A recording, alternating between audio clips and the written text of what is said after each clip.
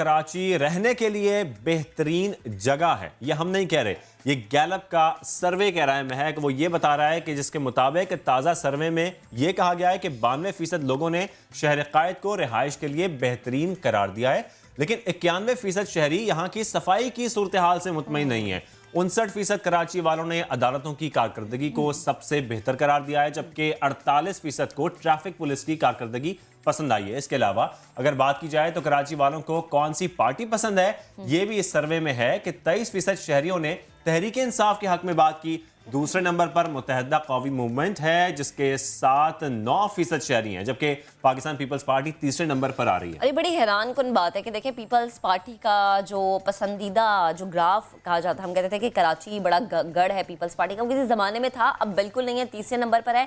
7% लोग ऐसे हैं जो कि इस जमात के साथ हमें नज़र आ रहे हैं। तो कराची से मुताल्लिक सर्वे किया गया और लोग यहाँ पर रहना पसंद करते हैं। चले, मुझे लगता है जैसे यहाँ पर बहुत सारी चीज़ें नहीं हैं, चीज़ों का फुकदान है यहाँ पे सड़कों का जो सिस्टम है वो सही नहीं है, ट्रैफिक का सिस्टम उतना बेहतर नहीं है जितना कराची जैसे शहर के लिए होना चाहिए। लेकिन लोगों ने यहाँ पर रहना फिर क्यों तरजीह दिया, ये तमाम तरह मामला, बहुत सारे सवाल हमारे जहनों में। इसी पर बात करने के लिए हमें ज्वाइन किया है executive director Gallup Bilal Gilani साहब ने। बिलाल, अस्सलाम वालेकुम, गुड मॉर्निंग, कैसे हैं आप? और सबसे ज़रूरी चीज़, ये जो आपने सर्वे किया इसने मुझे हैरान कर दिया है कि भाई लोग कराची को पसंद करें रहने के लिहाज से, इसके बारे में कहा जा रहा है कि रहा जा सकता है यहाँ पर। इस सर्वे का तरीक़ाकार क्या था, और जब सवालात किए गए लोगों से तो उनकी उम्र क्या थी और सवाल किस तरह के थे?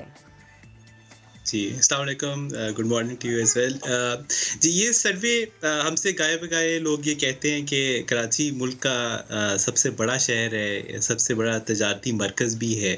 तो कोई सर्वे उसके हवाले से, उसके बासियों की राय के हवाले से, उनके तहफ़्फ़ुज़ात और उनकी ख्वाहिशात के हवाले से भी होना चाहिए। तो हमने ये सर्वे जो है तकरीबन 600 अफ़राद जो कि 18 टाउन्स में कराची के स्प्रेड ओवर थे, उनसे किया। इस पे तमाम एजेस के लोग थे, यंग भी थे, बूढ़े भी थे, एजुकेटेड भी थे, कराची की अमीर आबादियों के भी थे, गरीब कच्ची आबादियों के भी थे। तो एक मजमूई तौर पर कराची की आवाज़ जो है वो हमने इसमें कैप्चर करने की कोशिश की है। अच्छा, ये 600 अफराद का इसका मतलब आपने सैंपल रखा था। आपको लगता है कि सैंपल को अगर बढ़ाया जाए तो ये फिगर्स जो हैं, जो ये हम बातें कर रहे हैं रहने के लिहाज से, ये ज़्यादा क्लियर हो सकेंगी, ज़्यादा अच्छी सामने आ सकेंगी? जी, जो सर्वे करने का तरीक़ाकार है उसमें ये जो 600 अफ़राद हमने रैंडमली जैसे ऑलमोस्ट लॉटरी के तौर पे किए। तो तकरीबन कराची की आबादी 2 करोड़ अफ़राद बिल्कुल, की है, तो बिल्कुल। उन 2 करोड़ अफ़राद में से हमने 600 लोग चुन लिए। अगर हम इसमें से 1000 भी लोग चुने या हम इससे 1 लाख भी लोग चुने, तो सर्वे के नताइज इससे बहुत मुख्तलिफ नहीं होंगे। ये एक साइंस ऑफ स्टैटिस्टिक्स है, ठीक है, प्रोबेबिलिटी अच्छा। है, ठीक है। जो दुनिया भर में अप्लाई होती है। सैंपल साइज़ से उस पे इतना फ़र्क नहीं पड़ता। सही। अच्छा बिलाल, एक और चीज़, कौन से ऐसे सवाल थे, कौन सी ऐसी चीज़ थी जब शहरियों से पूछी गई तो बड़ा पॉजिटिव रिस्पांस इससे मिला, और कौन सा ऐसा सवाल, ये कौन सी ऐसी चीज़ जिस पे नेगेटिव रिस्पांस मिला कि लोग नाला नजर आए उस चीज़ से? एक मकसद जो है वो ये था कि जो कराची के ओहदेदार हैं, हुकूमत है, उस तक आवाम की जो मसाइल भी हैं और आवाम को कराची के हवाले से जो चीज़ अच्छी लगती है वो भी उनके सामने पेश की जाए। एक तरह का चार्टर ऑफ डिमांड्स पेश किया जाए कि जो कराची के में हुकूमत करने वाले हैं वो इन मसाइल के ऊपर इस हायरार्की के अंदर जो है वो उनके मसाइल हल करें। तो सबसे पहले मसाइल पे बात कर लेते हैं। जो लार्जेस्ट इशू हमें लोगों ने कहा वो पानी का है। आप भी जानते हैं कि पानी जो है वो या अवेलेबल नहीं है कराची की अच्छी तरीन आबादियों में, डीएचए में, जहाँ कीमतें बहुत हाई हैं, जहाँ लोग फ़ीस बहुत हाई पे करते हैं, उसके बावजूद भी आपको टैंकर मंगवाने पड़ते हैं। तो या पानी है नहीं या पानी साफ नहीं है, ये कराची के वासियों की सबसे बड़ी उन्होंने कहा कि ये कराची का सबसे बड़ा मसला है, जिसको हुकूमत को सॉल्व करना चाहिए। दूसरा जो है वो सफाई का है।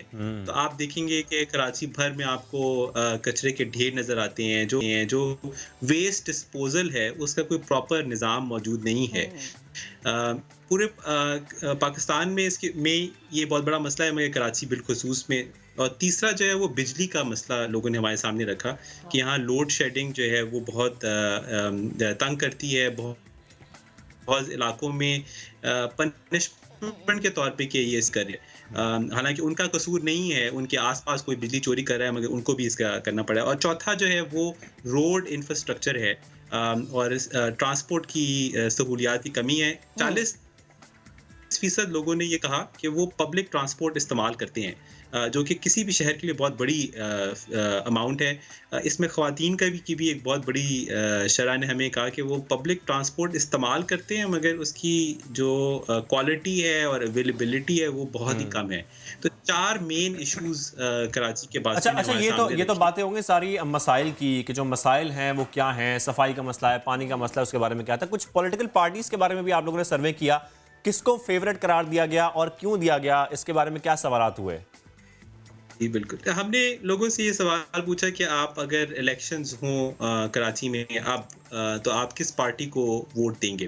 तो इस पे रिजल्ट्स जो है वो कुछ हद तक शॉकिंग भी हैं, कुछ हद तक कंटिन्यूटी में भी हैं। तो लार्जेस्ट जो नंबर्स थे वो 17% लोगों ने ये कहा कि वो पाकिस्तान तहरीक इंसाफ को वोट देंगे। आप अगर 2018 के इलेक्शन में कराची में जो वोट डाले गए उसके तनासब से देखें तो वो 31% लोगों ने PTI को वोट डाला था। तो हालांकि PTI अभी भी कराची की सबसे मकबूल जमात है, मगर उसकी मकबूलियत में एक्चुअली कमी आई है।